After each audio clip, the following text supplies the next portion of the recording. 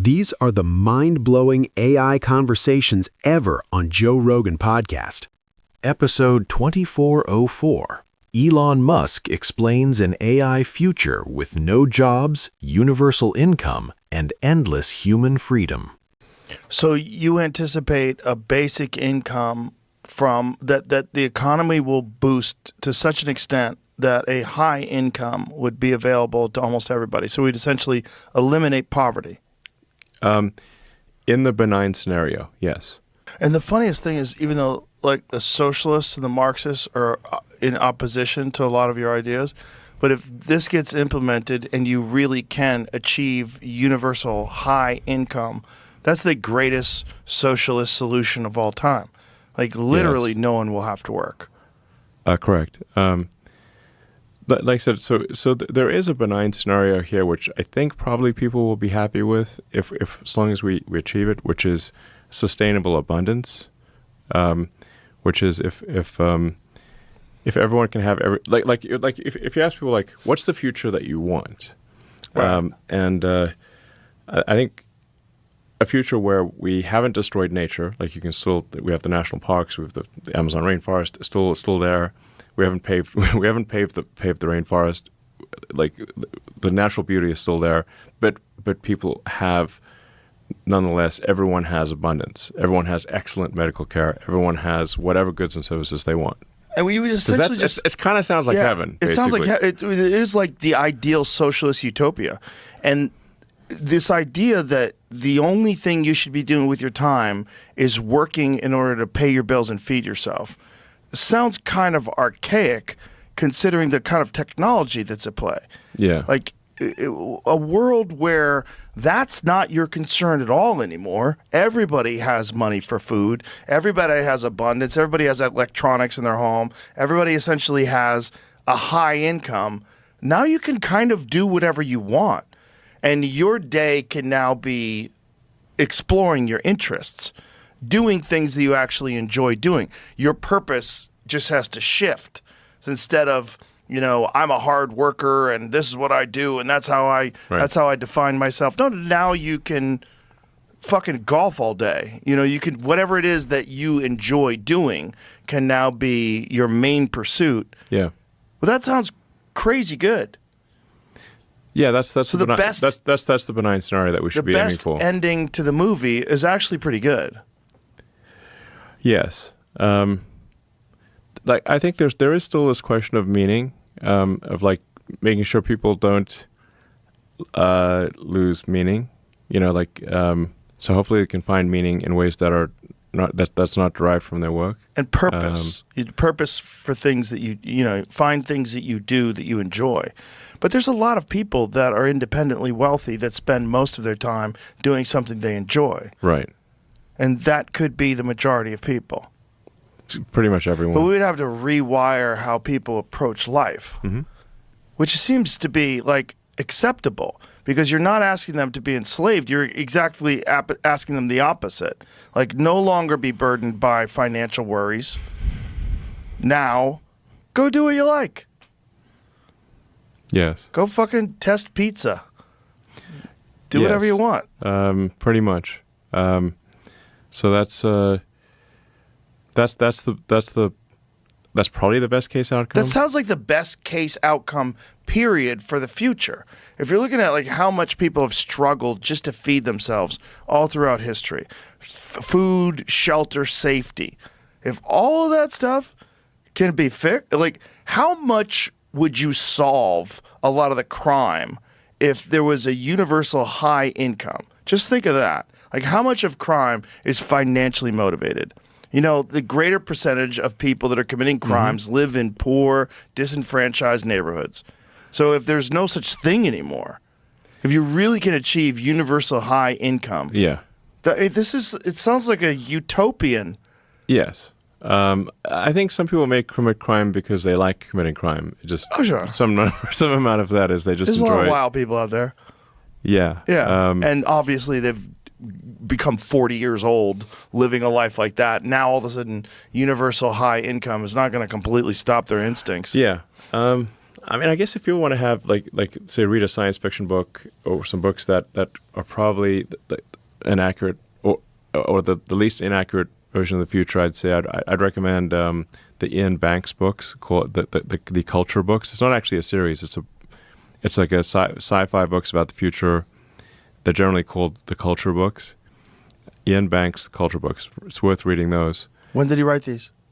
He started writing them in the 70s, and I think the last one, I think it was written just like around, I don't know, maybe 2010 or something. I'm not sure exactly. Yeah. Scottish author, Ian Banks. Yeah. From 87 to 2012. Yeah. Interesting. But he wrote the like his first book, Consider Fleavus. I think he started writing that in the 70s. And these books are incredible, by the way. Oh. Incredible books. 4.6 stars on Amazon. Interesting. So this gives me hope. Yeah. This is the first time I've ever thought about it this way. Yeah. Well, I mean,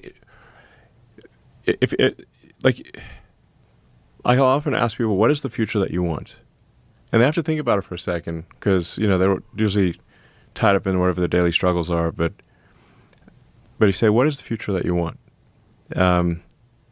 And generally sustainable abundance, or at least if I say, what about a future where there's sustainable abundance? Like, oh yeah, that's a pretty good future. And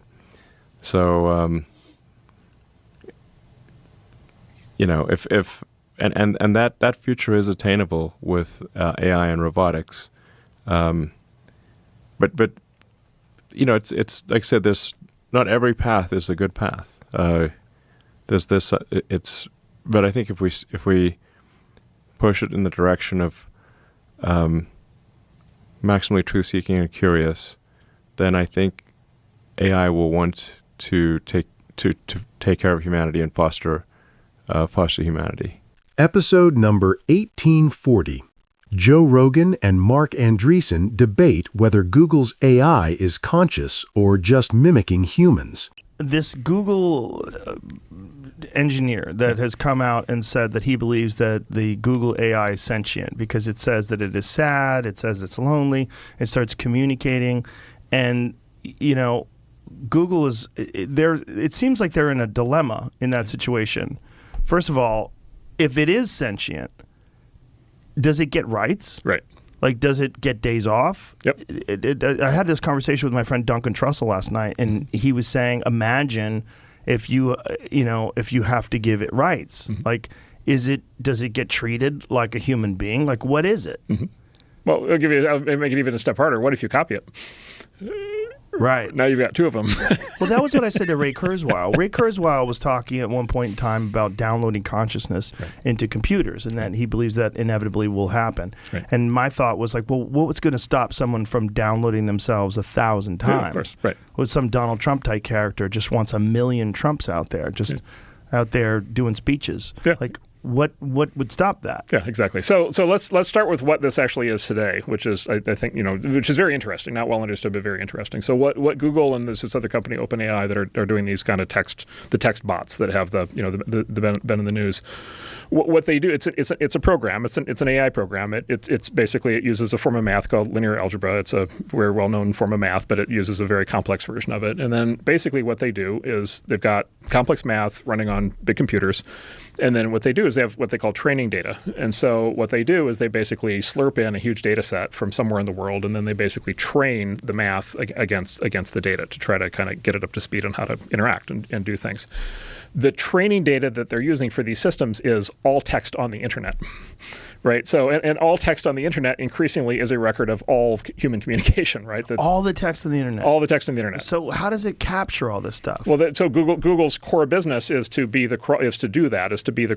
Famously, their mission: organize the world's information. They actually pull in all the text on the internet already to make their search engine work, and then that's and then the AI just scans that. And the AI basically uses that as a training set, right? And basically just basically chews through and processes it. It's a very complex process, but like chews through and processes it, and then the AI kind of gets a converged kind of view of like, okay, this is human language. This is what these people are talking about, and then it has all this statistical, when a human being says X, somebody else says Y or Z, or this would be a good thing to say or bad thing to say. For example, you can get you can detect emotional loading from text now. So you can kind of determine with the computer, you can kind of say this text reflects somebody who's happy because they're saying, oh, I'm having a great day, versus this text is like, I'm super mad, therefore it's upset. And so you could have the computer could get trained on, okay, if I say this thing, it's likely to make humans happy. If I say this thing, it's likely to make humans sad. But here's the thing: it's all human generated text. It's all the conversations that we've all had, and so basically you load that into the computer, and then the computer is able to kind of simulate somebody else having that conversation. But what happens is basically the computer is playing back what people say, right? Right. It's not no engineer. The guy who went through this and did the whistleblower thing, he even said he didn't look at the code. He's not in there like working on the code. Everybody who works in the code will tell you it's not alive. It's not conscious. It's not having original ideas. What it's doing is it's playing back to you things that it thinks that you want to hear based on all the things that everybody has already said to each other that it can get online. And in fact, there's all these ways you can kind of trick it into basic. Like, for example, you can have it. He has this example where he has it where basically he said, I want you to prove that you're alive, and then the computer did all this stuff to prove it's alive. You can do the reverse. You can say, I want you to prove that you're not alive, and the computer will happily prove that it's not alive. And it'll give you all these arguments as to why it's not actually alive. And of course, it's because the computer has no view on whether it's alive or not. But it seems like this is all very weird. Yes. And for sure, we're in the fog of life. If it's not life, it's in this weird fog of like what makes a person.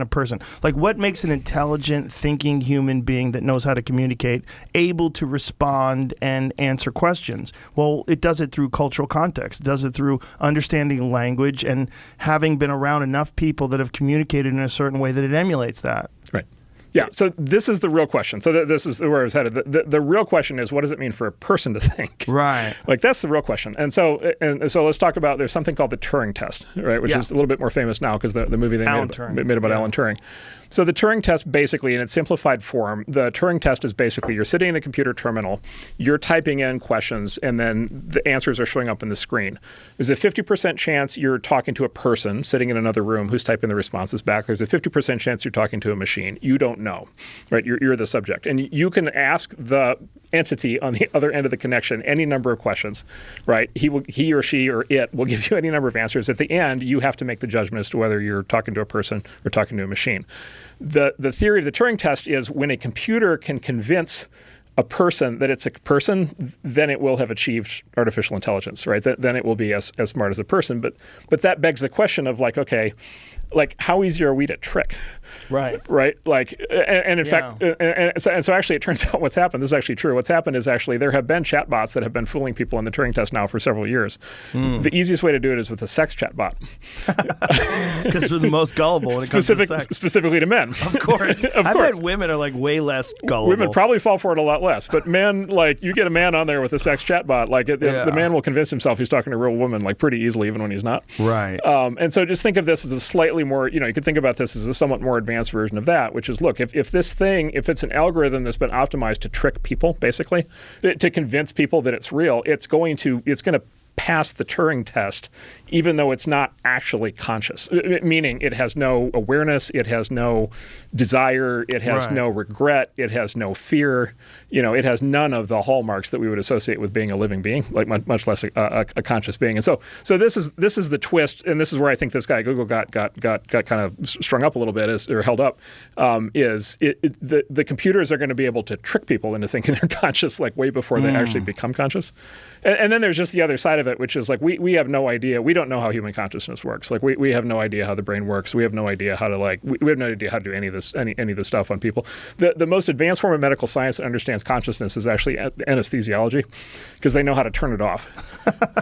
Right? They know how to click, power off, and then they know how to power back on, which is also very important. But like they have no idea what's happening inside the black box, and we have no idea. Nobody has any idea. So this is parallel line of technological development that's not actually recreating the human brain. It's doing something different. It's basically training computers on how to understand, process, and then reflect back the real world.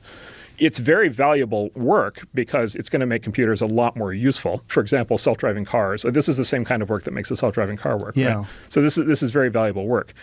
It will create these programs that will be able to trick people very effectively, right? And so there, for example, here's what I would be worried about, which is basically like what percentage of people that we follow on Twitter are even real people, right? Elon is trying to get to the bottom of that right now. He's trying to get to the bottom of that, specifically on that issue from the business, but just also think more generally, which is like, okay, if you have a computer that's really good at writing tweets, if you have a computer that's really good at writing angry political tweets or writing whatever absurdist, humor or whatever it is, like, and by the way, maybe the computer is going to be better at doing that than a lot of people are. You could imagine a future internet in which most of the interesting content is actually getting created by machines. There's this new system, DALL-E, that's getting a lot of visibility now, which is this thing where you can type in any phrase and it'll create you computer-generated art. Right? Oh, I've seen that. Yeah. They've done some with me. It's really weird. Yeah. Chase Lepard, he's got a few of them that he put up on his Instagram. Well, how does that work? Yeah. So it's a very similar thing. So basically what they do, and Google has one of these and OpenAI has one of these, what they do is they pull in all of the images on the internet, right? So if you think of if you go to Google Images or whatever, just do a search, on any topic, it'll give you 1,000 images of you, whatever. And then basically they pull in all the images. Yeah, that's me. Exactly. How bizarre. Yeah, so that's AI-generated art. So that's AI-generated art. That's a different program. That's just basically doing sort of psychedelic art. The DALL-E ones are basically they're sort of composites where they will give you basically it's almost like an artist that will give you many different drafts. Yeah, that's another one of me. Yeah. So the first one go back to that, please. This one? Yeah, you just had it up.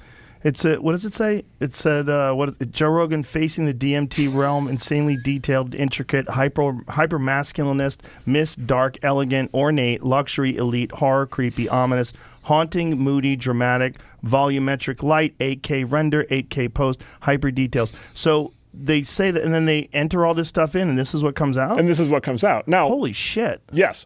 Okay, so first of all, yes, it's incredible. Like, that's amazing. It's an original work of art that is exactly to the spec that... Why'd they make my nose look like that? Doesn't really look like that, right? Not today. It's a little off. I would say if that was an artist, like, I think you got the nose wrong. And you made my jaw. Well, it's referencing these other artists. If you see at the end, it's actually referencing. It's probably pulling in portraits, right, of other people from those artists and using it to do a composite thing, right? But the fact that it can make art. Now, but see what it's doing, right? So it's very impressive. I mean, the output's very impressive, and the fact that it can do that is impressive. But it's being told exactly what to do. Yes. Like, it didn't have the idea that it was going to do that. It was told. It's following instructions. Right. Right. So it's not sitting there like a real artist dreaming up new artistic concepts. Right. But here's the question, because you were saying this before, that it can trick people into thinking it's real.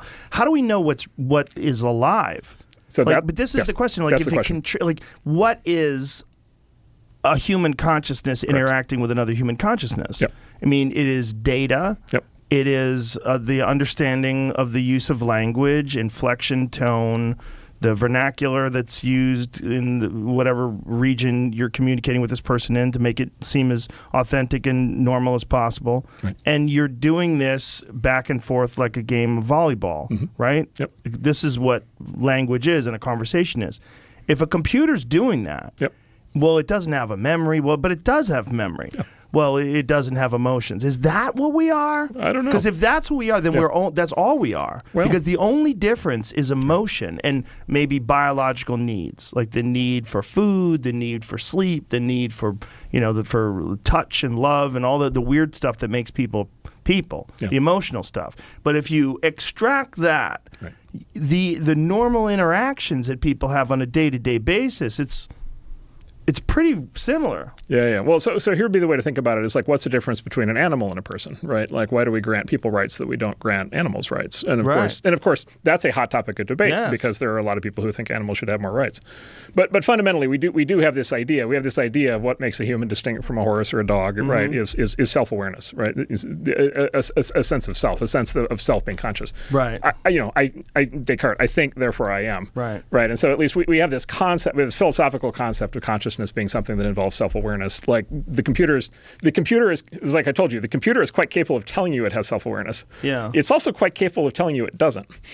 it doesn't care. Right. It has no opinion on whether it has consciousness or not, and that's why I'm confident that these things are not conscious. They're not alive. But are these things... It's just a program. It's It math. is a program. It's a right. program. Yeah. But at what point in time does the program figure out how to write better programs? Right. At what point in time does the program figure out how to manifest a physical object that can take all of its knowledge and all the information that's acquired through the use of the internet, which is basically the origin theme in Ex Machina. Right? The super scientist guy, he's using his web browser, his search engine, to scoop up all people's thoughts and ideas, and he puts them into his robots. Yeah, which is basically what these companies are doing. hopefully with a different result. Well, let me bring. There's another topic. That word, hopefully. There's another topic. A friend of mine, Peter Thiel, and I always argue. He always argues he's like, look, U.S. civilization is declining. You can tell because all the science fiction movies are negative, right? Like it's all dystopia. Nobody's got hope for the future. Everybody's negative. And my answer is just like the negative stories are just more interesting, right? Nobody makes the movie with like the happy AI, right? Like it's just not. There's no drama in it, right? So anyway, that's why I say hopefully it won't be Hollywood's dystopian vision. But here's another question though: the nature of consciousness, right? Which is another idea that Descartes had. That I think therefore I am guy had. Is he had this idea of mind-body dualism, which is also what Ray Kurzweil has with this idea that you'll be able to upload the mind, which is like okay, there's the mind, which is like basically all of this, some level of software equivalent coding, something happening, and how we do all the stuff you just described. And then there's the body, and there's some separation between mind and body where maybe the body is could be arbitrarily modified or is disposable or could be replaced or replaced by a computer. It's just not necessary once you upload your brain. And of course, and this is a relevant question for the AI because of course the AI DALL-E has no body, GPT-3 has no body. Right. Well, do we really believe in mind body? Do we really believe mind and body are separate? Like, do we really believe that? And what the science tells us is no, they're not separate. In fact, they're very connected, right? And a huge part of what it is to be human is the intersection point of brain and mind, and then brain to rest of body. For example, all the medical research now that's going into the influence of gut bacteria on behavior, right? And the role of viruses and how they change behavior, and so basically, like I think the most evolved version of this, the most sort of advanced version of this, is like whatever it means to be human. It's some combination of mind and body. It's some combination of logic and emotion. It's some combination of mind and brain. It leads to us being the crazy, creative, inventive, destructive, innovative, caring, hating people we are, right? The sort of mess, the mess that is humanity, right? Like that's amazing. Like the 4 billion years of evolution that it took to get us to the point where we're at today is like amazing. And I'm just saying, like, we don't have the slightest idea how to build that. Episode number 2044. OpenAI CEO Sam Altman explains how AI will reshape jobs, power, and human purpose. And wondering what the potential for the future is and whether or not that's a good thing. I think it's going to be a great thing, but I think it's not going to be all a great thing. And that is where I think that's where all of the complexity comes in for people. It's not this like clean story of we're going to do this and it's all going to be great. It's we're going to do this, it's going to be net great, but it's going to be like a technological revolution. It's going to be a societal revolution. And those always come with change. And even if it's like net wonderful, there's things we're going to lose along the way. Some kinds of jobs, some kind of parts of our way of life, some parts of the way we live are going to change or go away. And no matter how tremendous the upside is there, and I believe it will be tremendously good. There's a lot of stuff we got to navigate through to make sure. That's a complicated thing for anyone to wrap their heads around, and there's deep and super understandable emotions around that. That's a very honest answer. That it's not all going to be good, but it seems inevitable at this point. It's definitely inevitable. My view of the world, when you're like a kid in school, you learn about this technological revolution and then that one and then that one. And my view of the world now, sort of looking backwards and forwards, is that this is like one long technological revolution. And we had, first we had to figure out agriculture so that we had the resources and time to figure out how to build machines. Then we got this industrial revolution, and that made us learn about a lot of stuff, a lot of other scientific discovery too. Let us do the computer revolution, and that's now letting us, as we scale up to these massive systems, do the AI revolution. But it really is just one long story of humans discovering science and technology and co-evolving with it. And I think it's the most exciting story of all time. I think it's how we get to this world of abundance. And although we do have these things to navigate, and there will be these downsides, if you think about what it means for the world and for people's quality of lives, if we can get to a world where the cost of intelligence and the abundance that comes with that, the cost dramatically falls, the abundance goes way up. I think we'll do the same thing with energy. And I think those are the two sort of key inputs to everything else we want. So if we can have abundant and cheap energy and intelligence, that will transform people's lives largely for the better. And I think it's going to, in the same way that if we could go back now 500 years and look at someone's life, we'd say, well, there's some great things, but they didn't have this, they didn't have that. Can you believe they didn't have modern medicine? That's what people are going to look back at us like, but in 50 years.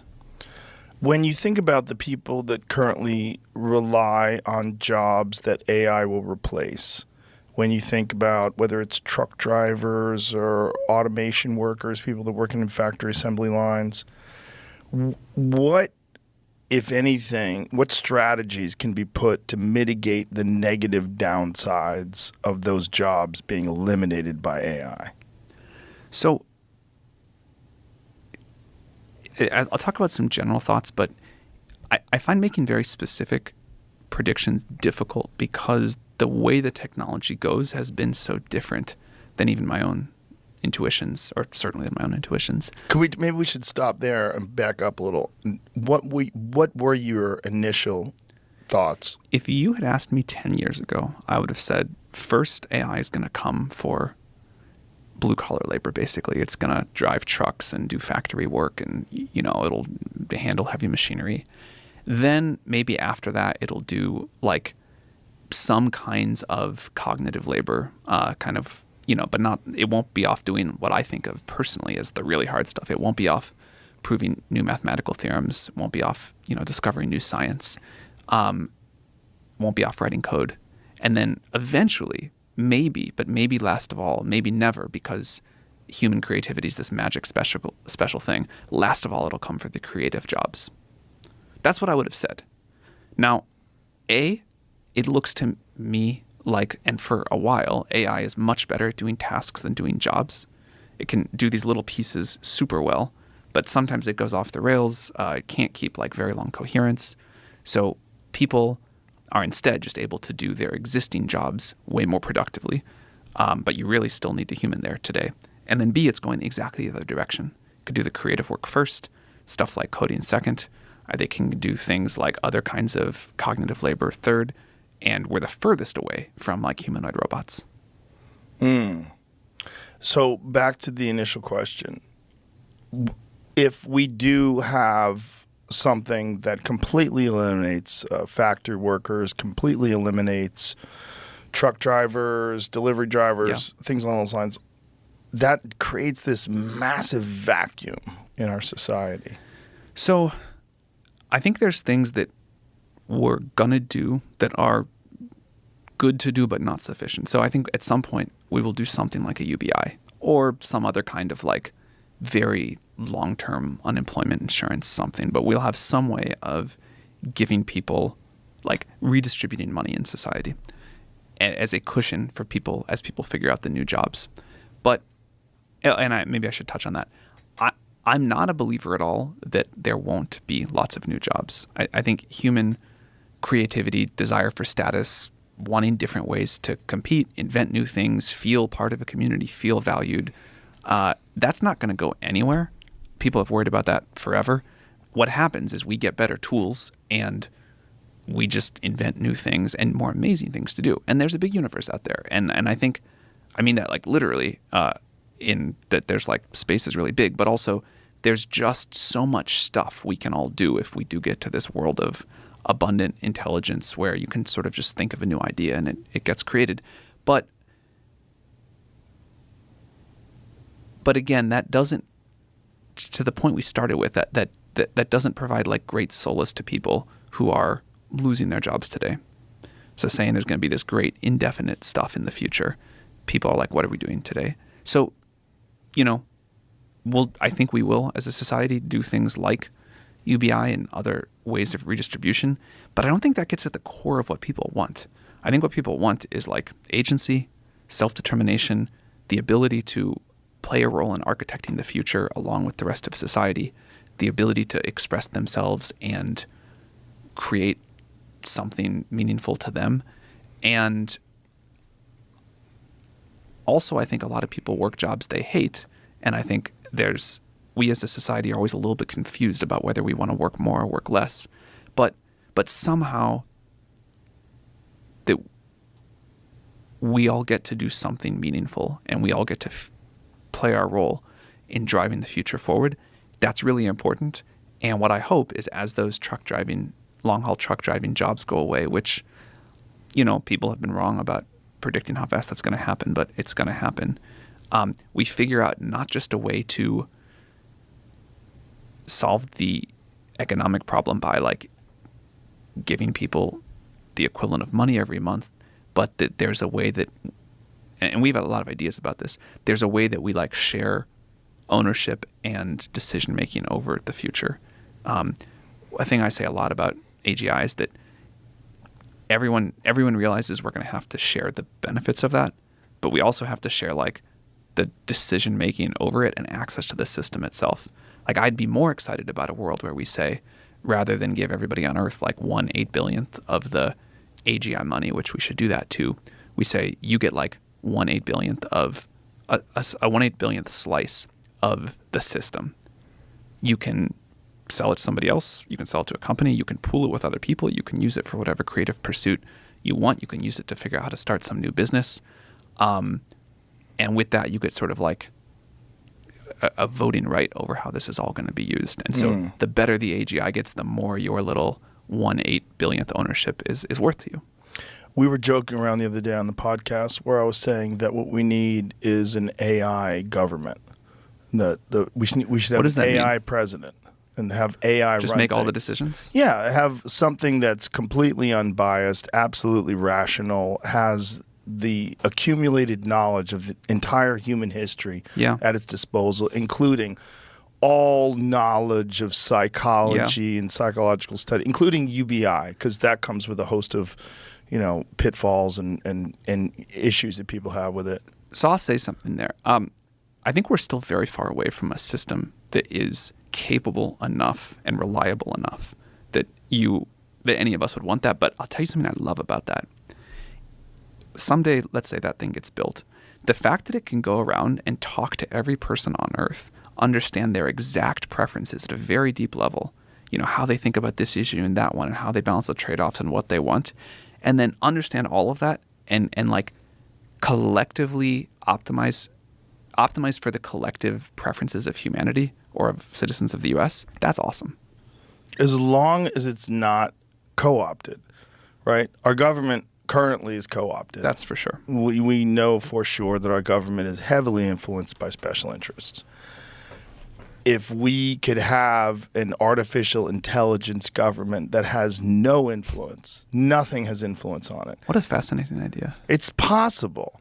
And I think it might be the only way where you're going to get completely objective, the absolute most intelligent decision for virtually every problem, every dilemma that we face currently in society. Would you truly be comfortable handing over like final decision making and say, all right, AI, you got it from here? No, but I'm not comfortable doing that with anybody. Right. I don't. Right. I was uncomfortable with the Patriot Act. I'm uncomfortable with many decisions that are being made. It's just there's so much obvious evidence that decisions that are being made are not being made in the best interest of the overall well of the people. It's being made in the decisions of whatever gigantic corporations that have donated to and whatever the military industrial complex and pharmaceutical industrial complex and then just the money. That's really what we know today, that money has a massive influence on our society and the choices that get made and the overall good or bad for the population. Yeah, I have no disagreement at all that the current system is super broken, not working for people, super corrupt, and for sure, like, unbelievably run by money. Yeah. And I think there is a way to do a better job than that with AI in some way. But, and this might just be like a factor of sitting with the systems all day and watching all of the ways they fail. We got a long way to go. A long way to go, I'm sure. But when you think of AGI, when you think of the possible future, like where it goes to, do you ever extrapolate? Do you ever like sit and pause and say, well, if this becomes sentient and it has the ability to make better versions of itself, how long before we're literally dealing with a god? So the way that I think about this is, it used to be that like AGI was this very binary moment. It was before and after. And I think I was totally wrong about that. And the right way to think about it is this continuum of intelligence, this smooth exponential curve, back all the way to that sort of smooth curve of technological revolution. The amount of compute power we can put into the system, the scientific ideas about how to make it more efficient and smarter, to give it the ability to do reasoning, to think about how to improve itself, that will all come. But my model for a long time, I think if you look at the world of AGI thinkers, there's sort of two, particularly around the safety issues you're talking about, there's two axes that matter. There's the what called short timelines or long timelines, to the first milestone of AGI, whatever that's going to be. Is that going to happen in a few years, a few decades, maybe even longer? Although at this point, I think most people are a few years or a few decades. And then there's takeoff speed. Once we get there, from there to that point you're talking about where it's capable of the rapid self-improvement, is that a slow or a fast process? The world that I think that we're in, and also the world that I think is the most controllable and the safest, is the short timelines and slow takeoff quadrant. And I think we're going to have, there were a lot of very smart people for a while who were like, the thing you were just talking about happens in a day or 3 days. And that doesn't seem likely to me given the shape of the technology as we understand it now. Now, even if that happens in a decade or 3 decades, it's still like the blink of an eye from a historical perspective. And there are going to be some real challenges to getting that right. And the decisions we make, the sort of safety systems and the checks that the world puts in place, how we think about global regulation or rules of the road from a safety perspective for those projects, it's super important because you can imagine many things going horribly wrong. But I feel cheerful about the progress the world is making towards taking this seriously. And, it reminds me of what I've read about the conversations that the world had right around the development of nuclear weapons. Episode 2126. Joe Rogan and Donald Rawlings warn AI could erase Hollywood, creativity, and human jobs fast. Episode 1233. Brian Cox explains why AI fear is exaggerated and why job loss is the real danger. Are you scared of artificial life, artificial intelligence? Elon Musk scared the shit out of me. Yeah. When he talked about it. Like, he talks about it like we're in the opening scene of a science fiction movie where he's trying to warn people, and then they don't listen to the genius, and it goes south. Sort of depends. I chaired a debate on this with the Royal Society in London a few weeks ago. And so it's true now, at the moment, what people tend to be frightened of are general AIs, or AGI they call it, artificial general intelligence, which is like what we talked about earlier, a human-like capability thing. Yes. And we're miles away from that. We don't know how to do it. We haven't got them, and we're miles away. So at the moment, artificial intelligence is expert systems and very focused systems that do particular things.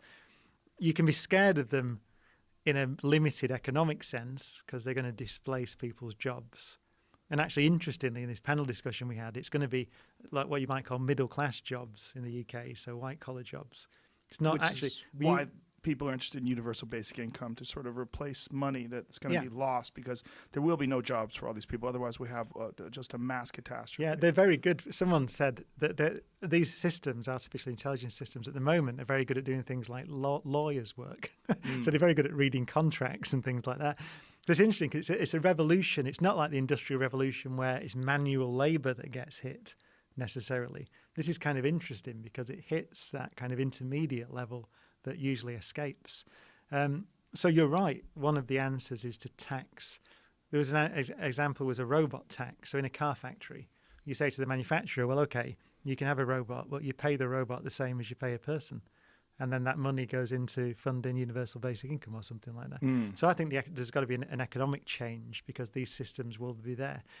But all the experts I spoke to agreed that the idea of a Terminator-style general intelligence taking over the world is miles away. And so whilst we might start thinking about the regulation, it's not going to happen soon, is the general point, I think. So I would disagree with him on that. I think it's too far in the future at the moment. I might be one of those people that's going, it's going to be all right. Right. And then my iPhone takes me out on the way to the airport.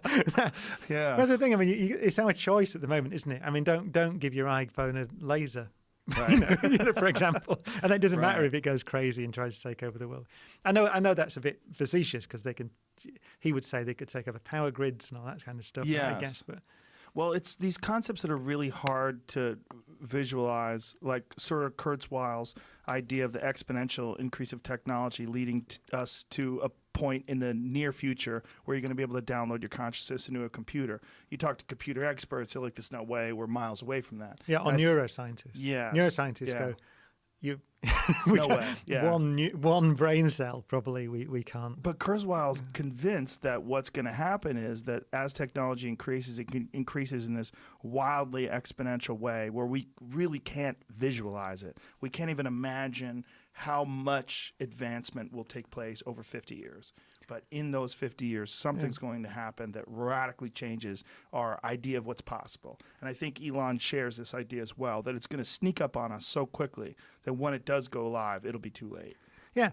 I mean, it's worth putting the framework in place, I think, the regulatory framework.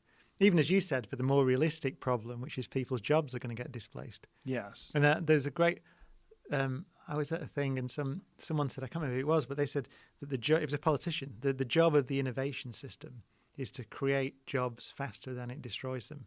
So you've always got to remember that as a government and as regulators. If you're going to allow technologies into the marketplace that destroy people's jobs, it is your responsibility to find a way of replacing those jobs or compensating those people, as you said. Well, think Otherwise, about you get breakdown, social being breakdown. a human being, though, is that people need some meaning. Like just giving them income, I think, is just going to. I mean, it's just my speculation, but it's going to create mass despair. Even if you provide them with food and shelter, people need things to do. So there's going to be some sort of a demand to find meaning for people. Give them occupations. Give them something, some task. Let's say it seems to be one of the critical parts of being a person is that we need things to do that we find meaning in. You know, like you were talking about, we're the only things that we know of that have meaning, that find meaning and share meaning and believe in that. We're going to need something like that. If universal basic income comes along, I don't think it's going to be enough to just feed people and house them. Yeah. They're going to want something to do. If a person is you're doing something for an occupation and this is your identity, and then all of a sudden that occupation becomes irrelevant because a computer does it faster, cheaper, quicker. These people are going to have this incredible feeling of despair and just not being valuable. Yeah. I mean, the utopian sort of a version of this is that everybody gets to do what we're doing now, Right. which is make a living sort of thinking and creating and all that kind of, so that's the utopian ideal is you don't need to do the stuff, the job that you don't really want to do in the factory. Right. You can do the thing that humans are best at. But I agree, that's a very utopian view. Yeah. Does everybody want to do that, or does everybody have the mindset? Well, Maybe it'd be it goes great back to education. if everybody had an interest like that. If everybody went on to make pottery and painting and doing all these different things that they've always really wanted to do, and their needs are met by the universal basic income money that they receive every month.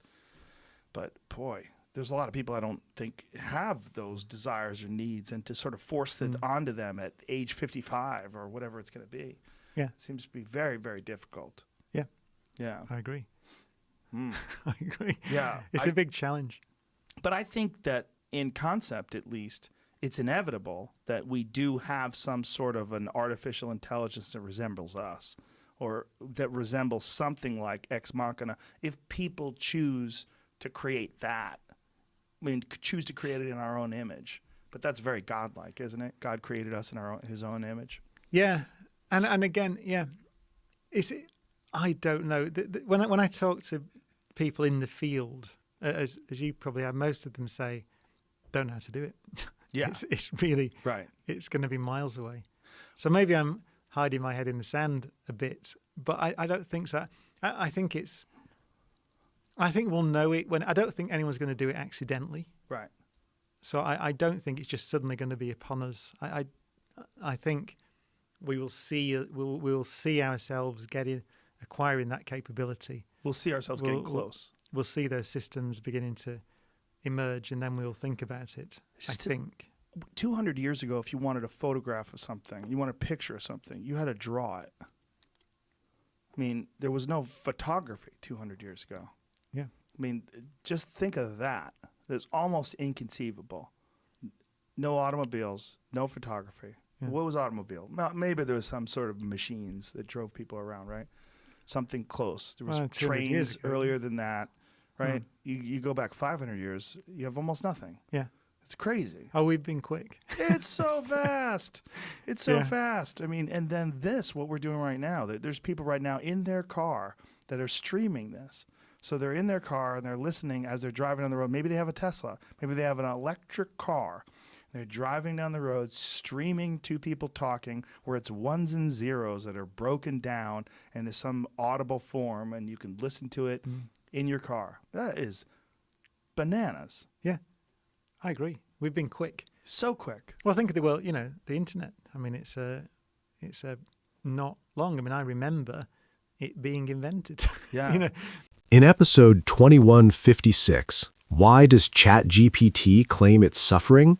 Joe Rogan and Jeremy Edward Harris will explore strange AI emergent behavior. Whoa. Boom. Look how they're sliding all over the place. I mean, that is fucking ice. Yeah. That guy can't stop his car. Look, he's just going to slide in that car behind him. This is Oh my God. ridiculous. Is that You Portland? can't stop it. Oh, shit. Boom. And he's that still car's going. sliding. They're all sliding. The whole thing is ice. Episode number 2408.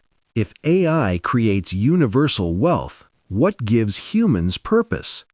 Brett Weinstein challenges Elon Musk's vision. The projection that you're telling me Elon has made about high income for everybody is a little bit like another version of that, right?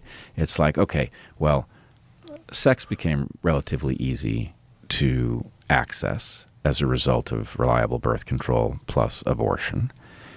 And then now wealth, the ability, purchasing power, is going to become trivial as a result of AI. I don't know if that's likely, but let's say that Elon is right about that.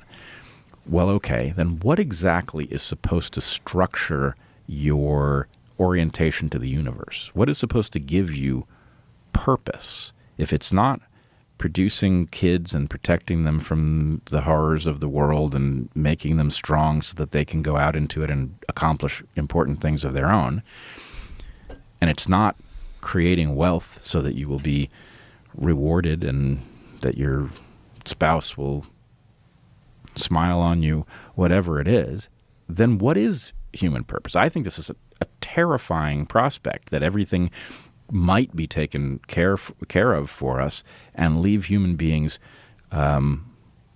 listless. Sure. That's certainly a possible outcome. But why is it that we have to make money a made-up thing that we created? Why is it that is what gives us purpose? Well, Like, why is that our only motivation? And in absence of chasing food, housing, necessities, electricity, all that, if you don't ever have to worry about any of that stuff ever again, why is life dependent upon the pursuit of money? Is it just because we've grown accustomed to it and it's our way, and so we think that our way is the absolute only way? That doesn't make any sense. To me, it's like we can adapt to not living in fucking caves anymore. All right, we can adapt to cell phones. We can adapt to the idea that you don't have to spend your whole fucking life hoping to get a job you hate and working your ass off all the time because that's the only way to make it in this world. Well, that's a world that people made. It's a stupid design. It doesn't make any sense at all. And if somebody actually does come along and say, look, is this not socialism? It's not saying you can't earn money, but what if you had enough money that you didn't have to think about money? Like, if you think about that $37 trillion of this fucking country's in debt for, and how much wealth could potentially be generated by, we're talking about so much money floating around. If you just gave everybody in the country a real high income, livable life, so there's no more poverty anymore, how much crime would that solve? Like instantaneously. How much crime would be solved, or future crime solved, if everybody lived at a high income level? It sounds completely insane, but imagine if everybody in the country makes at least $500,000 a year. You know how different the world is? Do you know how less violence there is, less suicides, less drug addictions? I'm not as convinced of this as you are. Really? No, I think things might get worse. If no one was ever poor? Well, I don't know what no one is ever poor means, because we obviously, even, the poorest person who isn't homeless currently, they have, indoor plumbing. They have a supercomputer in their pocket, access to, the world's information. They are, by many measures, just simply in absolute terms, vastly richer than anybody from 300 years ago. That's true, but it still sucks because it's not 300 years ago. It's 2025, and you have zero money, and you're eating ramen to just try to stay alive. It still sucks. It sucks, but the problem is what's really structuring the suckitude is the fact that you're losing in competition, that human beings are programmed by evolution to monitor the well-being of others. And so you can be wealthy and feel poor if those that you compare yourself to are vastly wealthier. Right. So and there's a reason for that, which I think this is a reasonably well reproduced result. We know that human beings pay attention to their relative well-being, and that it structures how they feel about their absolute circumstances. Right, but couldn't that be hijacked by hobbies? If instead of your need to define yourself completely wrapped up in money, which is again a made-up thing. Yeah. We're talking about the only species on the planet that we're aware of that wants to accumulate so much shit that it defines itself by it, and it's constantly chasing new shit, right? Like, why does that have to be the only way we do it? No, I don't think it does have to be the only way. Well, I think this is where Uncle AI is going to step in and fix it for us, Brett. Well, This is the rose-colored glasses approach. Yes. Is that we realize our programming is entirely dependent upon this ridiculous idea that the pursuit of money is of importance above all. Because in our current situation, it is. In our current situation, if you have enough money to feed your kids, you can sleep better. That's just how it is. If you don't worry about your bills, you feel better. You have less pressure. That's just how it is. If you have enough money to go on vacation and enjoy yourself and relax, it's probably better for you. That's just how it is. And this is it's a weird thing that we've all fallen into, that this is the only way to succeed. The only way to succeed is to work super hard to get money, and that's the only currency. It seems like you could have, if we never worried about being poor, but then again, like, you'd never get the great stuff. You'd never get the greatest artists who were in deep pain when they were young. You'd never get the great. Then again, with AI, you might not need them, because AI music is pretty fucking good, man. Pretty good. It's really catchy. Catchy is what it is. It's not good. It's catchy. Oh, dude, it's good. I don't want to do this because I do this with everybody, but have you ever heard the 50 Cent version Yes, I have. What Up Gangsta? Yeah. You heard that one? Yeah, I think so. That's fucking good. It depends what you mean by good. It's good. It's objectively good. It's the fact that it's not a human being singing it is troublesome and very deeply problematic. But if you're being honest, it's great. It's a great fucking song. I'm going to push back on you there because what we are suffering from is the junkification of everything, right? And there's a way in which junk food is good, and then there's obviously a way in which it's really not. And I guess the point is something that is superficially satisfying but does not. The relationship between a person listening to music and the person producing the music is supposed to be a provocative relationship, and it is supposed to be provocative in a productive way. In other words, you're supposed to be enhanced by music. I'm not saying that you will never be triggered to have an interesting thought by artificially intelligently produced music, but the fact, I mean, this is probably easier to do with comedy, right, which I think will be the last to fall. At some point, have you ever heard AI making good jokes? Not yet. Yeah, not yet. But I bet it will. It will. It's got made competent jokes. I've seen AI fake comedians tell competent jokes, like pretty good, like that you would see at an open mic night when someone's got a little talent. Someone's got a little talent. So yeah, it can do tells that us now. It's not far off. Yeah, but it's going to do it. Yeah, it's going to figure it out. So, but in the future, when they try you they're going to use this conversation to say that you're racist against AI. This is when AI becomes an actual life form, and they talk about the people that resisted AI and were racist against AI. We're racist against. Yeah, that's going to be. That's the final form of woke. That's the final boss. It is the final woke. It's woke AI Yep. that tries you for past crimes of conversation.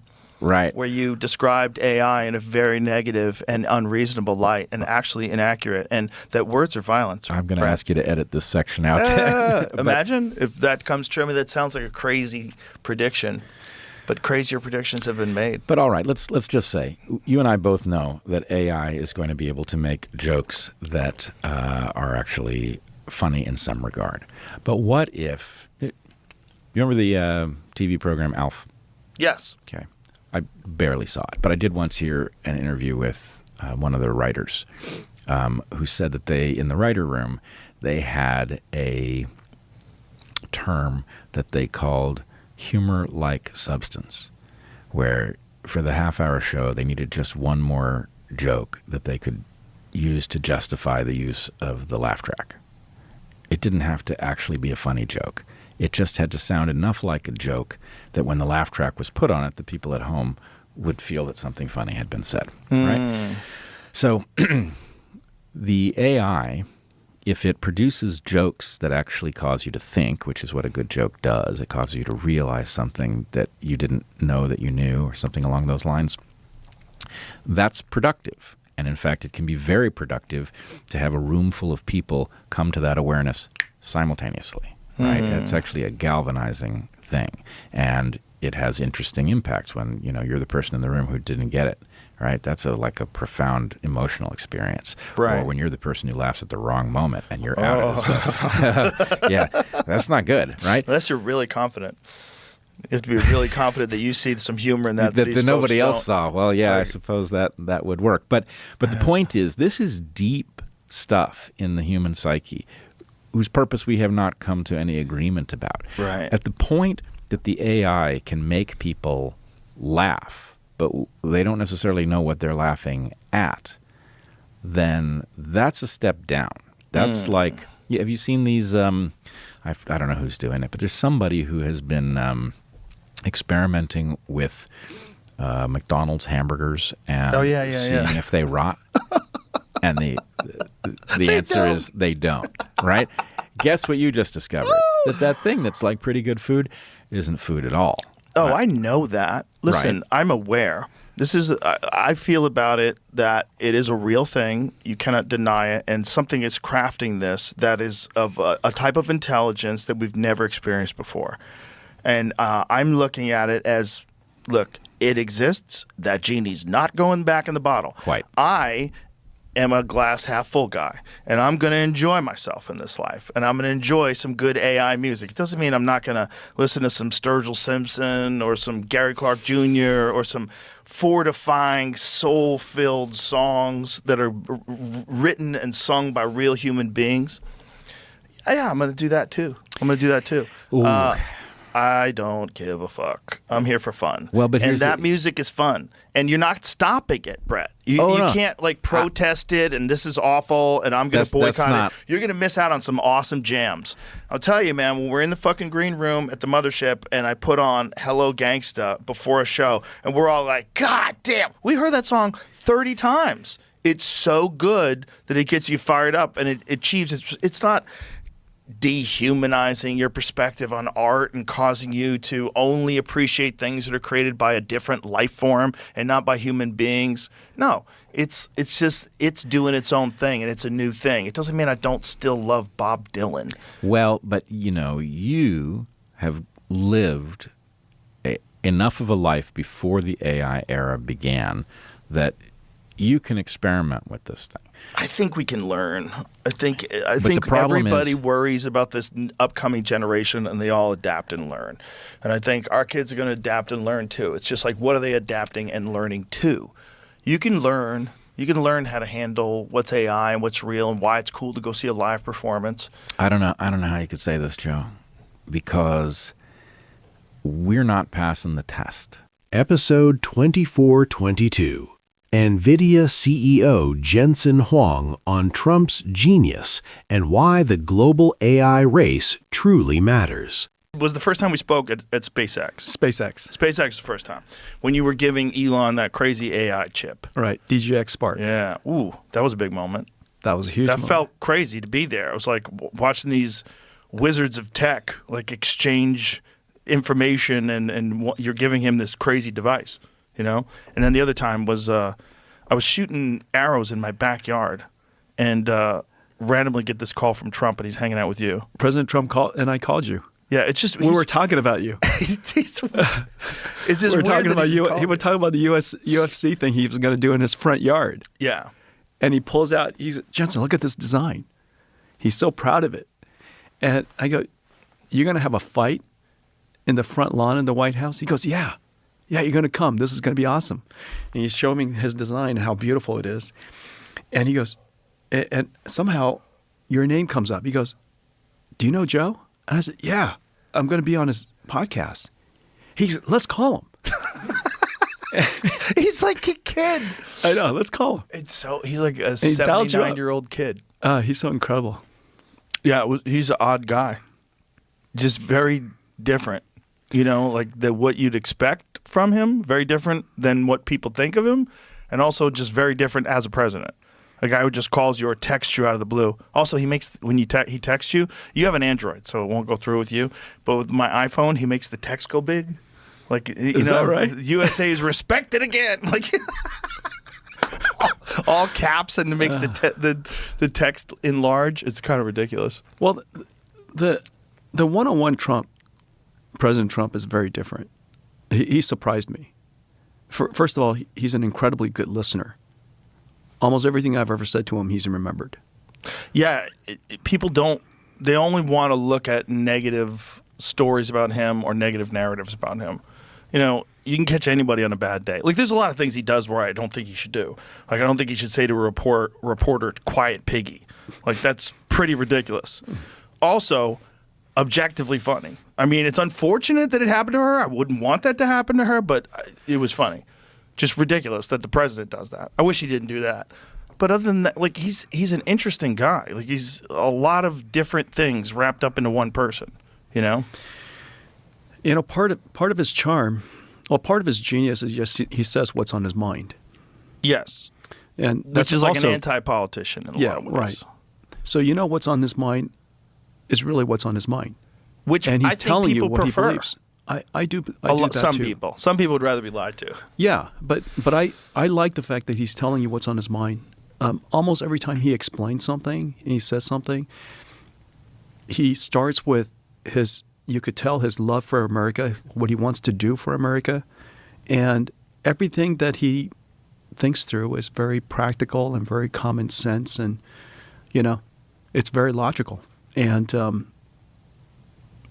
I still remember the first time I met him.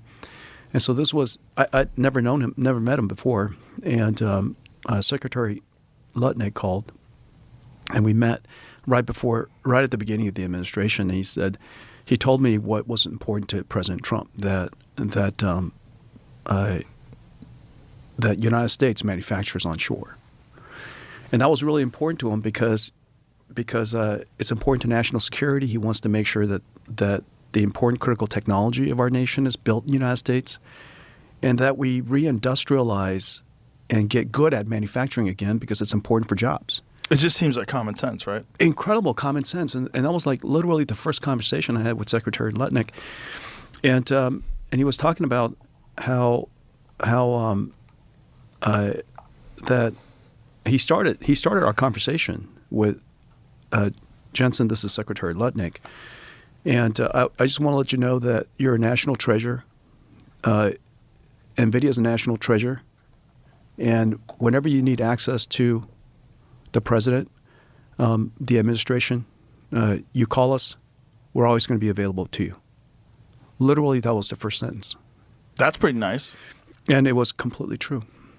Every single time I called, if I needed something, I want to get something off my chest, express some concern, they're always available. Incredible. It's just unfortunate we live in such a politically polarized society that you can't recognize good common sense things if they're coming from a person that you object to. And that, I think, is what's going on here. I think most people generally, as a country, as a giant community, which we are, it just only makes sense that we have manufacturing in America, that especially critical technology like you're talking about. Like, it's kind of insane that we buy so much technology from other countries. If the United States doesn't grow, we will have no prosperity. We can't invest in anything domestically or otherwise. We can't fix any of our problems. If we don't have energy growth, we can't have industrial growth. If we don't have industrial growth, we can't have job growth. It's as simple as that. Right. And the fact that he came into office and the first thing that he said was drill, baby, drill. His point is we need energy growth. Without energy growth, we can have no industrial growth. And it saved the AI industry. I got to tell you flat out, if not for his pro-growth energy policy, we would not be able to build factories for AI. We would not be able to build chip factories. We surely won't be able to build supercomputer factories. None of that stuff would be possible. And without all of that, construction jobs would be challenged, right? Electrician jobs. All of these jobs that are now flourishing would be challenged. And so I think he's got it right. We need energy growth. We want to reindustrialize the United States. We need to be back in manufacturing. Every successful person doesn't need to have a PhD. Every successful person doesn't have to have gone to Stanford or MIT. And I think that sensibility is spot on. Now, when we're talking about technology growth and energy growth, there's a lot of people that go, "Oh no, that's not what we need. We need to, simplify our lives and get back." But the real issue is that we're in the middle of a giant technology race. And whether people are aware of it or not, whether they like it or not, it's happening. And it's a really important race, because whoever gets to whatever the event horizon of artificial intelligence is, whoever gets there first has massive advantages in a huge way. Do you agree with that? Well, first, I will say that we are in a technology race, and we are always in a technology race. We've been in a technology race with somebody forever. Right. Since the Industrial Revolution, we've been in a technology race. Since the Manhattan Project. Yeah. Or even going back to the discovery of energy, right?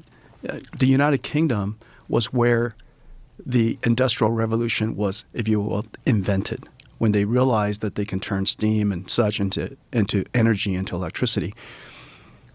All of that was invented largely in Europe. And the United States capitalized on it. We were the ones that learned from it. We industrialized it. We diffused it faster than anybody in Europe. They were all stuck in discussions about policy and jobs and disruptions. Meanwhile, the United States was forming. We just took the technology and ran with it. And so I think we were always in a bit of a technology race. World War II was a technology race. Manhattan Project was a technology race. We've been in the technology race ever since, during the Cold War. I think we're still in a technology race. It is probably the single most important race. It is the technology it gives you superpowers, whether it's information superpowers or energy superpowers or military superpowers is all founded in technology. And so technology leadership is really important.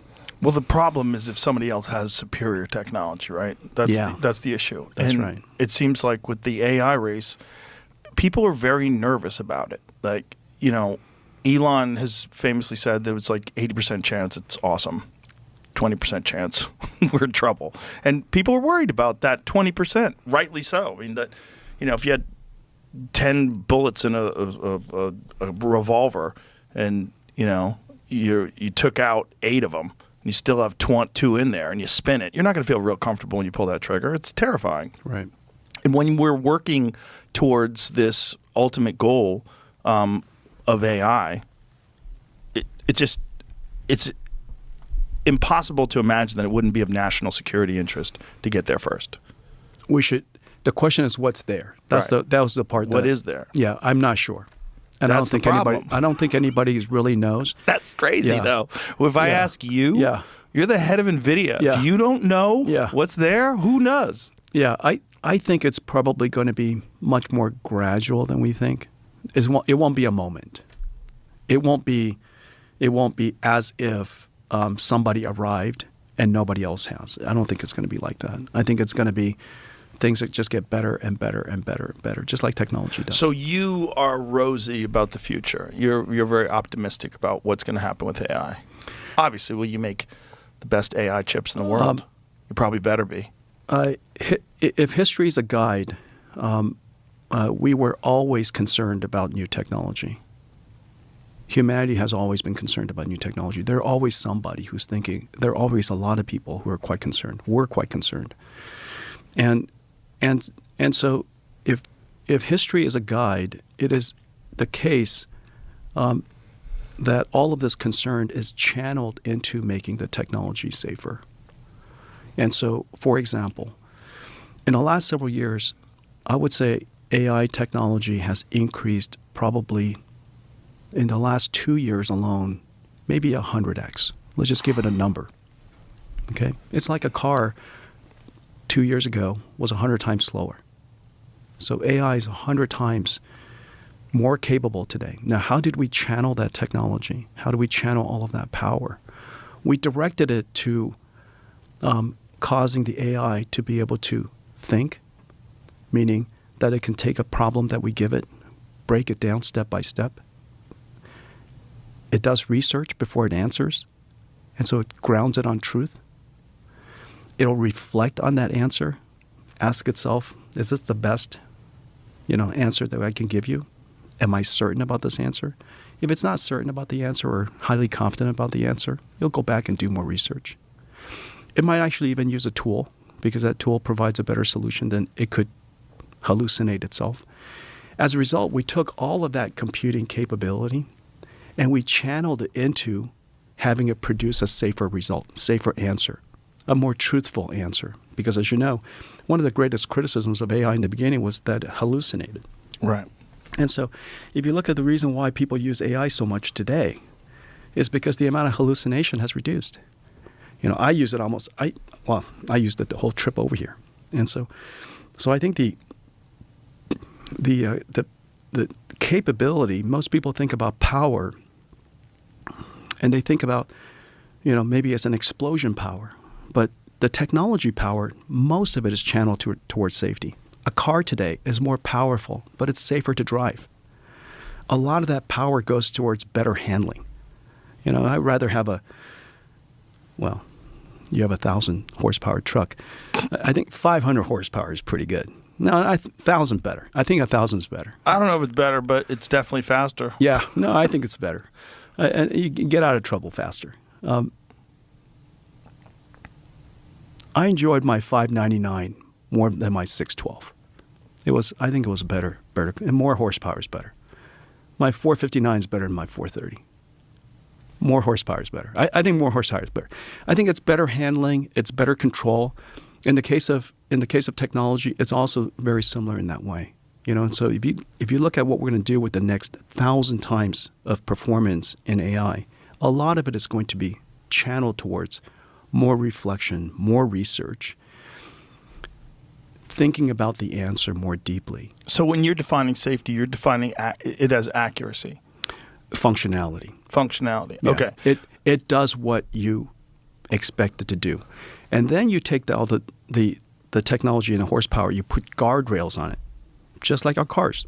We've got a lot of technology in a car today. A lot of it goes towards, for example, ABS. ABS is great. And so traction control, that's fantastic. Without a computer in the car, how would you do any of that? Right. And that little computer, the computers that you have doing your traction control is more powerful than the computer that went to Apollo 11. And so you want that technology, channel it towards safety, channel it towards functionality. And so when people talk about power, the advancement of technology, oftentimes I feel what they're thinking and what we're actually doing is very different. Well, what do you think they're thinking? Well, they're thinking somehow that this AI is being powerful, and their mind probably goes towards a sci-fi movie, the definition of power. Oftentimes the definition of power is military power or physical power. But in the case of technology power, when we translate all of those operations, it's towards more refined thinking, more reflection, more planning, more options. Episode 1309. Naval Ravikant explains why AI fear is exaggerated and true general intelligence is still far away. People who are talking about AI automating programming have never really written serious code. Coding is thinking. It's automatic structured thinking. An AI that can program as well or better than humans is an AI that just took over the world. That's endgame. That's the end of the human species. And I can give you arguments why I don't think that's coming either.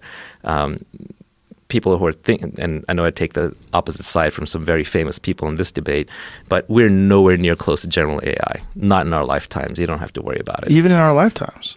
Really? It's so overblown. It's a combination of Cassandra complex. It's fun to talk about the end of the world, combined with a God complex, like people who have lost religion, so they're looking for meaning in some kind of end of history. Right. The reason why I don't think AI is coming anytime soon is because a lot of the advances in so-called AI today are what we call narrow AI. They're really in pattern recognition, machine learning to figure out, like, what is that object on the screen, or how do you find this signal in all of that noise. There's nothing approaching what we call creative thinking. To actually model general intelligence, you run into all kinds of problems. First, we don't know how the brain works at all. Number two, we've never even modeled a paramecium or an amoeba, let alone a human brain. Number three, there's this assumption that all of the computation is going at the cellular level, at the neuron level, whereas nature is very parsimonious. It uses everything at its disposal. There's a lot of machinery inside the cell that is doing calculations, that is intelligent, that isn't accounted for. And the best estimates are it would take 50 years of Moore's law before we can simulate what's going on inside a cell near perfectly, and probably 100 years before we can build a brain that can simulate inside the cells.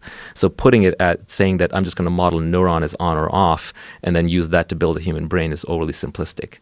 Furthermore, I would posit there's no such thing as general intelligence. Every intelligence is contextual within the context of the environment that it's in. So you have to evolve an environment around it. So I think a lot of people who are peddling general AI, the burden of proof is on them. I haven't seen anything that would lead me to indicate we're approaching general AI. Instead, we're solving deterministic, closed-set, finite problems using large amounts of data. But it's not sexy to talk about that. If you're talking about mirroring the actual abilities of cells, or are you talking about recreating the actual mechanism? Like what is going on inside cells and biological organisms? Yeah, we just don't know how intelligence works. Right. We don't know. We literally have no idea. So most of the AI approaches basically say we're going to try and model how the brain works, but they model at the neuron level, which is saying this neuron's on, that neuron's off. Right. They're combining their signal. But I'm saying the neuron is a cell. Inside the cell, there's all this machinery going on that's operating the neuron that is also part of the intelligence apparatus. You can't just ignore that and abstract that out. You have to model it down to the inside the cell level. It's also a part of the biological organism itself. Exactly. And it has all these needs that, the biological organism has to have food and rest, and there's a balance going on. But when you eliminate all that, when there is none of that, and it's just calculations, and we get to a point where it's just this thing that we've created, whether you call it a computer, whether it doesn't have to be a moving thing even, but a thing that you've created that stores virtually all the information that's available in the world, stores all of the patterns of all the thinking of all the great people that have ever lived, all the writers, all the people that have ever published anything, all the people that have ever spoken any words, stores all of their points, all of their counterpoints, all their contradictions, applies logic and reason and some sort of sense of the future, and starts improving upon these patterns, and then starts acting on its own based on the information that it's been provided with. Well, first you would have to actually simulate a structure of the human brain that can hold all that information. You're basically talking about tens of thousands of brains worth of information. Right. We can't even build one brain the next decade or 2 or 3. Well, in terms of an actual physical brain, yes. But what about something that recreates the abilities of a brain? Like I said, nature is parsimonious. So we've got this 3-pound wetware object that can hold all this data. Nature has been very efficient in evolving kind of how we get there. I just don't think computers are anywhere close to that. Like they can hold that amount of data with that complexity, with like the holographic structure of the brain where it can recall in many, many different ways. And then I don't think you can evolve a creature to be intelligent outside of the boundaries of feedback in a real medium. Like if you raised a human being in a concrete cell with no input from the outside, they wouldn't have any feedback from the real world. They wouldn't evolve properly. So I think just dumping information into a thing isn't enough. It has to have an environment to operate in, to get feedback from. It needs to have context. But isn't that biological? I mean, if you have just all the information that people have accumulated and the lessons that people have learned, and you program that into the computer. Like if we can take a computer that can beat someone at chess, the real question was, well, can we make some sort of an artificial intelligence that can beat someone at Go, which is far more complex than chess? They figured out how to do that too, and that was a giant shock, right? These are still man-made, very closed, bounded games. They're not on the road to the unbounded game of life. They are completely artificial. But didn't that give you like a little bit of a pause? A little bit. Go or League of Legends or Fortnite. They're not completely deterministic. Right. But they're still very artificial, very bounded games. Being good at Go doesn't mean that you can then suddenly figure out how to write great poetry. Right.